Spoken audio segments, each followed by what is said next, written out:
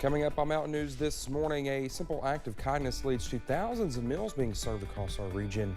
And an Eastern Kentucky couple manages to celebrate a special moment in their lives despite being impacted by disaster.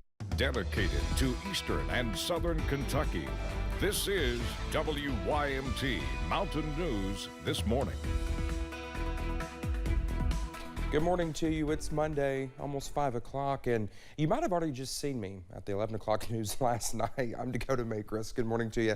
Let's head over to Brandon for a look at our forecast this morning. Brandon, Betty, it feels like I slept for 40 minutes when I got home. I know. It's usually the way it works. I don't even remember falling asleep. I was in my head, I was like, just wake up by 4 o'clock. Just wake up by 4. I'll be the same way next Monday morning because I'm filling in for Cameron and then turn around doing the next day. So there you go. All right, let's take a look at our forecast this morning. Some fog out there as you head out the door this morning, especially in those southern counties down to less than 5 miles of visibility. In Somerset, Harlan, Jonesville. Actually, Jonesville's kind of right there on the edge at the airport. Middlesboro, Jacksboro, and Logan all below that 5-mile threshold, so continue to be careful. Temperatures a little milder out there in some areas this morning. 63 Jackson, Prestonsburg, but 66 in Moorhead. A lot of us there in the upper 50s, low 60s, except for Southwest Virginia.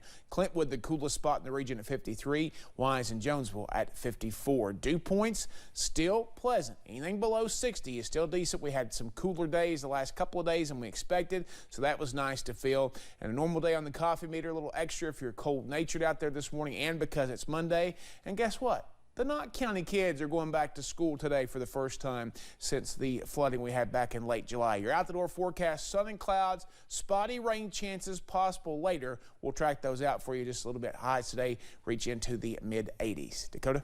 All right, Brendan, thank you. Well, the eyes of the world are on Britain as the nation says its last goodbye today to Queen Elizabeth II. As many as 2 million people could fill the streets of London to watch the funeral procession. CBS's Ian Lee is there and has more.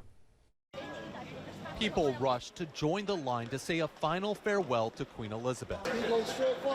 The last mourners filed past her coffin early this morning. I felt just had to come and pay my final respects to our majestic Queen. She's done so much for us. Over the last 4 days, hundreds of thousands of people waited to honor the Queen, including kings and presidents. I think it's such a beautiful way for her to have been sent off with the people around. The doors to this stage of mourning have closed. Now guests for the monarch's funeral will fill Westminster Abbey. The royal family invited more than 2,000 people, including 500 world leaders. After the funeral, a procession will carry the Queen's coffin through the historic heart of London as Big Ben rings out one last time for Her Majesty. It's a moment of history. It's a moment that we would never get to experience probably in our lifetime. This woman and her young son camped out overnight in Windsor to get a glimpse of Queen Elizabeth's coffin as it makes its way there this afternoon for her burial. We have sleeping bags, some food, lots of layers. 10 days of national mourning will come to an end when the monarch is laid to rest in a private ceremony at St. George's Chapel alongside her late husband, Prince Philip. I don't think we're ever going to have a monarch that's going to reign for 70 years again. Queen Elizabeth's passing at age 96 came the same year she celebrated 7 decades on the throne as Britain's longest reigning monarch. Today marks the end of the Elizabethan era. Ian Lee, CBS News, London. On Sunday, President Joe Biden signed the official condolence book and attended a reception at Buckingham Palace hosted by King Charles III. He called Queen Elizabeth decent and honorable and all about service, saying his heart went out to the royal family. We will be going to CBS at 6 o'clock for live coverage of the Queen's funeral. You can watch the rest of Mountain News this morning over on HNI. Well, here in the mountains, Governor Andy Beshear will be visiting our region once again. Today, he will join local leaders and hand out the first payments of money allocated during the special legislative session for flood victims. He'll start in Knott and Letcher counties alongside judge executives and state representatives. His day will continue with infrastructure announcements and other state funding being doled out in Floyd and Greenup counties. And what began as an act of kindness for a friend impacted by the flood quickly turned into an organization that has served more than 70,000 meals across the region. For the last month and a half, Tanya Shepard Hatfield and Brent Hanshoe of Floyd County have been feeding those impacted by the flood with their nonprofit Feeding East Kentucky. The pair has been traveling across the region, partnering with other organizations in the process, and Hanshoe says they have no plans of stopping anytime soon. The need is here for long term. And so I hope to develop a program where we can feed people that's in need from now on. I would like to create an after-school program where we could get meals out to families that need it. And it's not a handout, it's a hand up. Feeding East Kentucky will be serving meals this coming weekend as well. To keep up with the organization and where it will be next, you can visit its Facebook page. And it was following the height of the COVID-19 pandemic that Pastor Robert Edmondson with Thousand Sticks United Methodist Church in Leslie County wanted to create a project to feed Eastern Kentuckians. With the help of another ministry outside of Knoxville, the church began its first drive-through meal giveaway. The church has been hosting meal giveaways once a month for 4 months now, but members are hoping to gain more participation.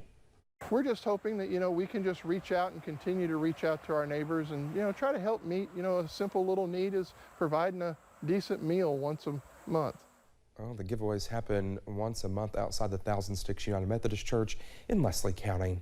Well, the flooding in July caused plans to be postponed across the region. But as our Chandler Wilcox reports on how the damage did not stop an Isom couple from completing a dream. Here in the yard. Kevin and Teresa got engaged last Christmas Eve and planned to marry September 10th. A lovely front yard ceremony it would be. Then flooding hit on July 28th. We didn't think we'd be able to have it here because it was such a mess. Water got to their porch, making an event held in less than 2 months seem impossible. But God, what am I trying to say? He made a way. He made a way. He did. Kevin and Teresa worked every day to clean up the mess, and out of pain came beauty. Even a last-second scare would not triumph. It rained till about 4:45 that day, and